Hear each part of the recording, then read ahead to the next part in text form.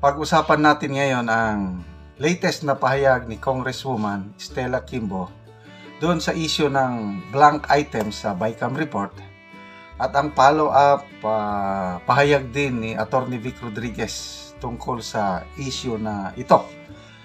May post si Joey De Vibre, posted 3 hours ago. So, people's money should be guarded, not pluggers who supplied figures in the blanks. So ito yung payag ni Congresswoman Quimbo. Inilagay na budget sa blanco ng BICAM report, hindi gawa ng staff. Okay. So, inamin na po ni Congresswoman Quimbo na may blank items doon sa BICAM report. Inamin niya na. Kaya lang itong sinasabi niya na yung nag-fill in the blanks doon sa BICAM, hindi daw gawa ng mga staff. So, sinong naglagay? Okay, so, yung exact statement ng Madam Chair. I just want to make a distinction. Kung ang ginawa ng technical staff ay naglagay ng figures on their own at hindi pinag-usapan, yun po ay mali. Yun po ay unconstitutional. Pero ang sinasabi ko po sa inyo, hindi yun ang nangyari. So, himay-himay natin, ano? May blank items. Tapos, pinirmahan yung BICAM report na may blank items.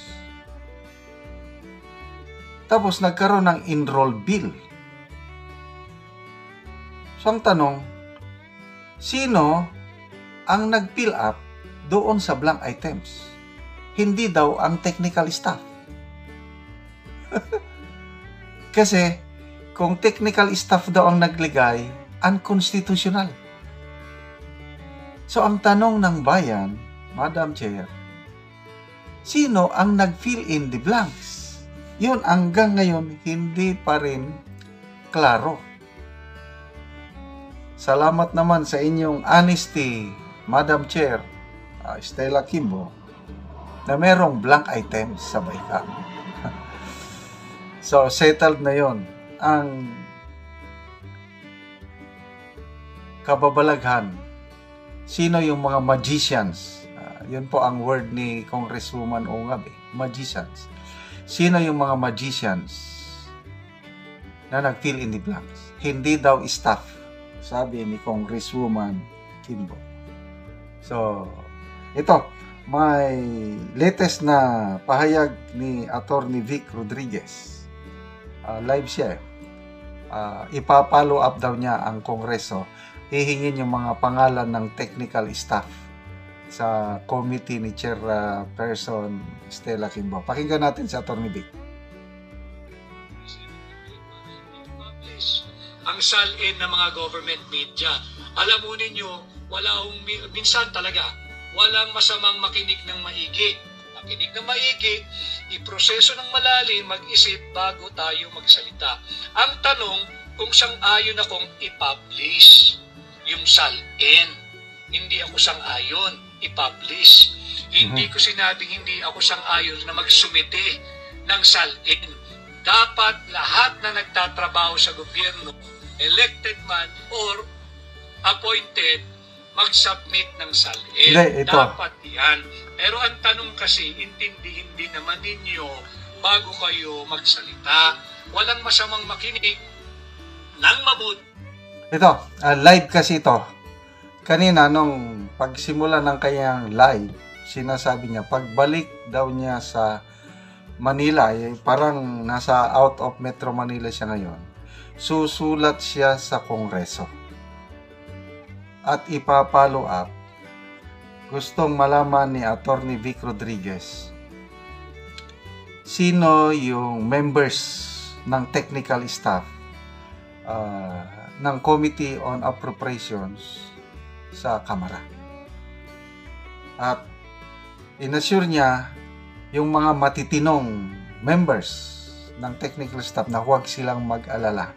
Kasi ang gusto lang tukuyin ni grupo ni Atty. Vic, sino yung nag-fill in the blanks.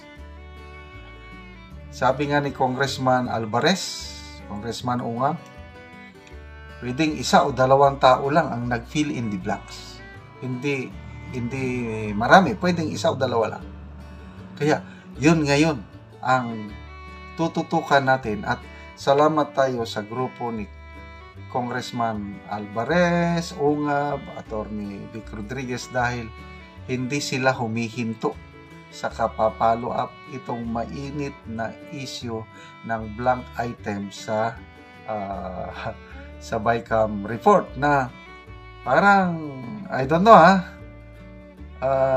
pilit nilang inililihis yung atensyon ng taong bayan para matigil na po tayo sa kaingay sa issue na ito. Okay. So, huwag po tayong titigil sa pag-follow up. At again, pasalamatan natin itong si Atty. Vic dahil mabilis yung action eh. Okay, yung grupo ni na Professor Cielo Magno, Justice Carpio, yung sumisigaw ng worst most corrupt budget in history. Anong ginawa nila? Nag-rally lang. Rally, anti-corruption kuno ng Marcos administration, kaya lang impeach BP Sara naman. Nasaan na yung action nila? Nag-file ba sila ng petition sa Supreme Court para i-challenge yung national budget? Wala. Hanggang salita lang. Kaya dito mo makita kaibahan itong grupo ni na Congressman Ungab, Atty. Vic Rodriguez dahil may aksyon. Nung in-expose nila yung pangyayari, naalarma ang palasyo, tinawag nilang nagsisinungaling ang dating Pangulong Duterte, naghamon sila na mag-file ng kaso. Yun. Nag-file na ng petition. Tinanong ang presidente, in case na i-declare unconstitutional ang budget, anong gagawin? Plan B? Nothing daw. He will shut down the government. Something like that. Anyway, mga kaibigan, salamat sa palagi niyong panonood sa ating channel. Dahil sa inyong panonood, nakakatulong po tayo sa Talaandig Tribe sa Bukidnon. Yung ating income sa channel na ito, namimigay tayo ng libreng pako at yero sa mga member ng tribo na walang bahay at nakakapagpatay ng sariling bahay, at yung mga sira-sirang bahay na aayos nila, nare-repair nila, napapalitan nila ng bagong yero ang kanilang bubong. Panoorin nyo ang video na ito kasama kayo sa